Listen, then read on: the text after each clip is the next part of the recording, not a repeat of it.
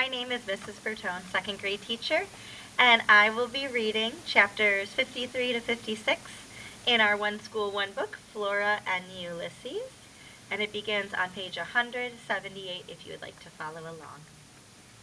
Chapter 53, A Sign. Flora was dreaming. She was sitting on the bank of a river. William Spiver was sitting beside her. The sun was shining, and a long way off there was a sign, a neon sign. There was a word on the sign, but Flora couldn't read it. "What does the sign say?" Flora asked. "What sign?" said William Spiver. "I'm temporarily blind."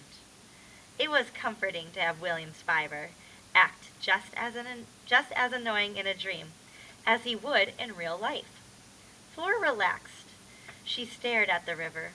She had never seen anything so bright. "If I were an explorer and I discovered this river, I would call it the Incandesto," said Flora.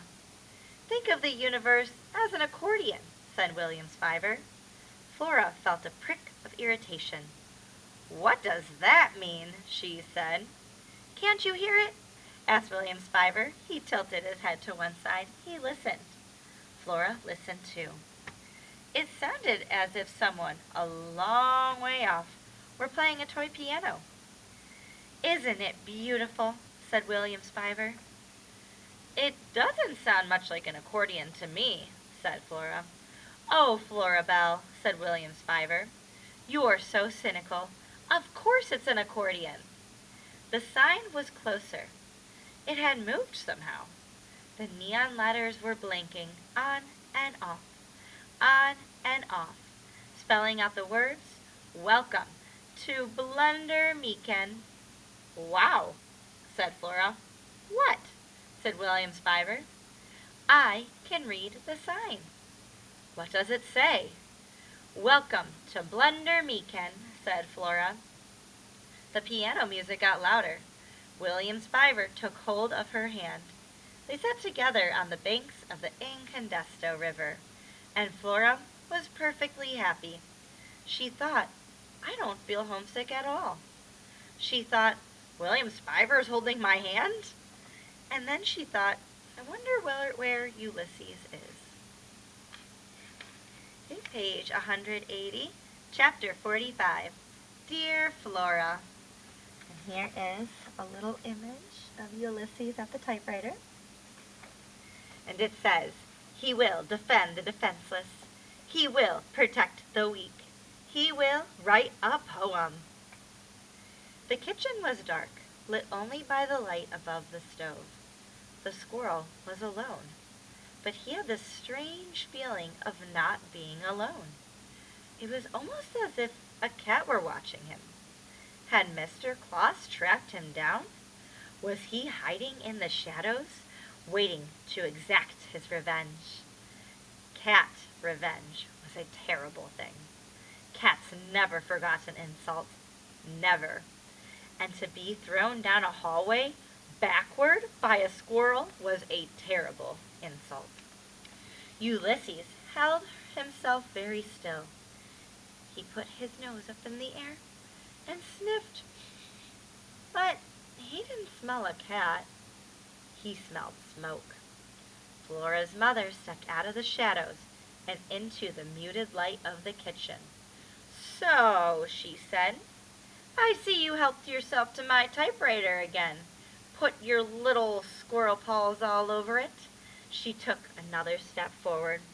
She put the cigarette in her mouth and reached out with both hands and yanked the paper from the typewriter. The rollers screamed in protest. Flora's mother crumpled up the poem without looking at it, without reading one word of it, and dropped the paper on the floor. "So," she said.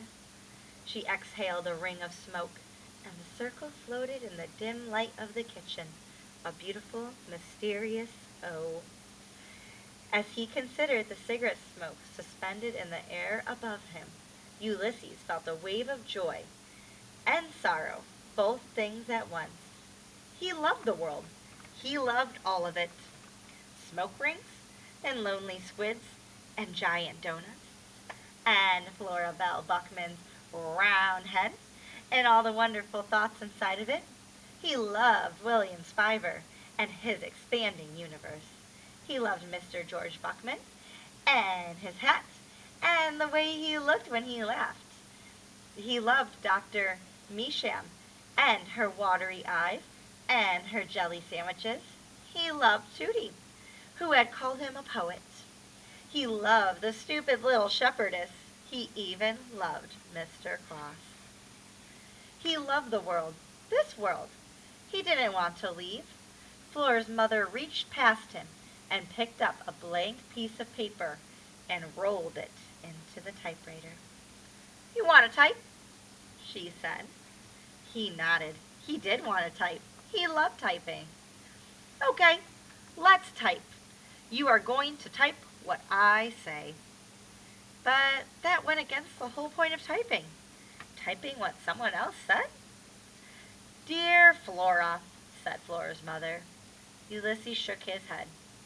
"Dear Flora," said Flora's mother again in a louder, more insistent voice. Ulysses looked up at her. Smoke excited her nostrils in two thin streams. "Do it," she said.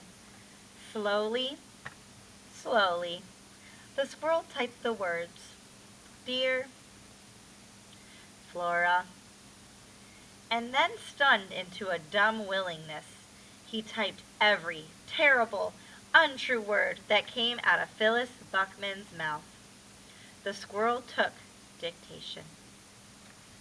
Chapter 55, on page 183, A Stone Squirrel. When he was finished, Flora's mother stood over his shoulder, reading and nodding and saying, "That's right, that ought to do it. There are a few misspellings, but then you're a squirrel.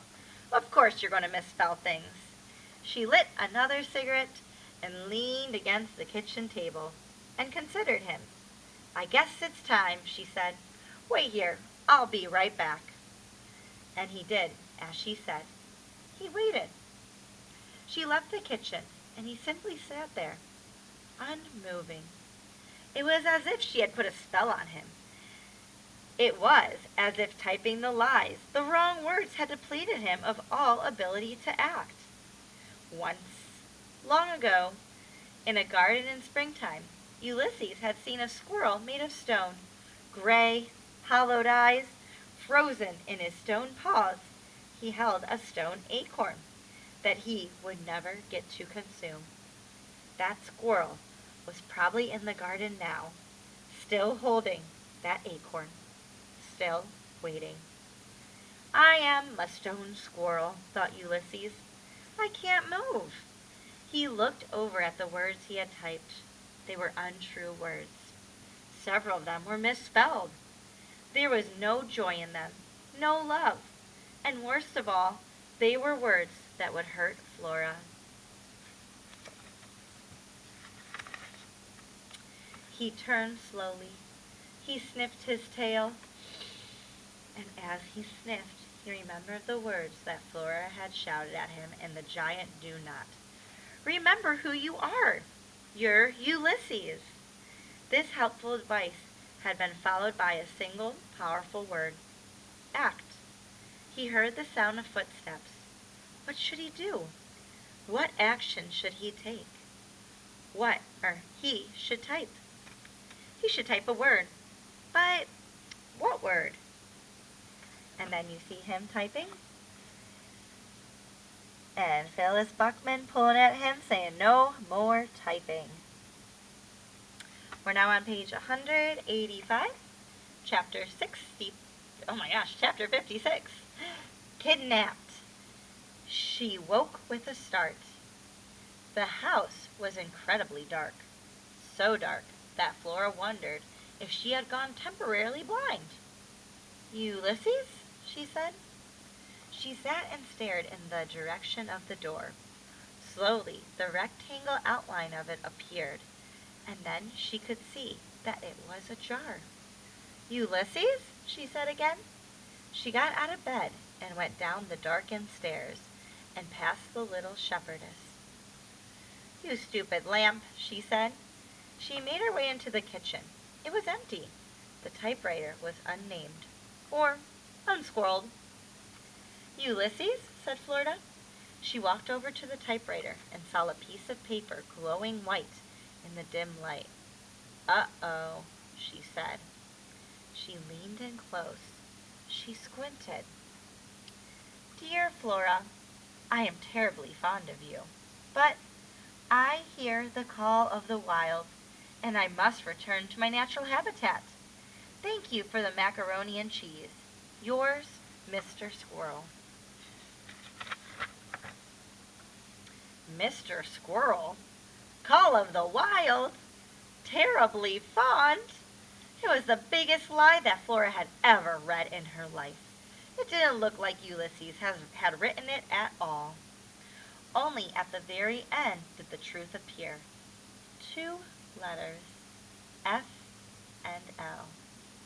That was Ulysses, she knew. Trying to type her name one last time.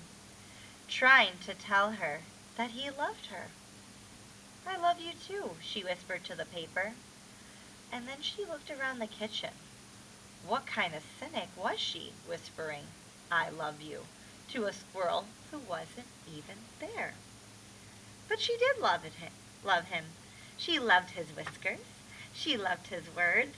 She loved his happiness, his little head, his determined heart, his nutty breath. She loved how beautiful he looked when he flew. She felt her heart seize up. Why hadn't she told him that? She should have said those words to him. But that didn't matter now. What mattered was finding him. Flora hadn't been reading the criminal element for 2 solid years for nothing. She knew what was going on. The squirrel had been kidnapped by her mother. She took a deep breath. She considered what to do, what action to take, in the event of a true and genuine emergency, an absolute and undeniable crime. The authorities must be notified immediately, said the criminal element. Flora was certain that this was a true and genuine emergency, an absolute and undeniable crime. Still, it didn't seem like a good idea to notify the authorities. If she called the police, what would she say? "My mother kidnapped my squirrel?" The criminal element. If for some reason the authorities are not accessible to you, then you must seek help in other quarters. Whom do you trust? Whom do you know to be a safe port in a storm? Flora suddenly remembered her dream. How warm William Spiver's hand had felt in her own. She blushed. Whom did she trust? Good grief.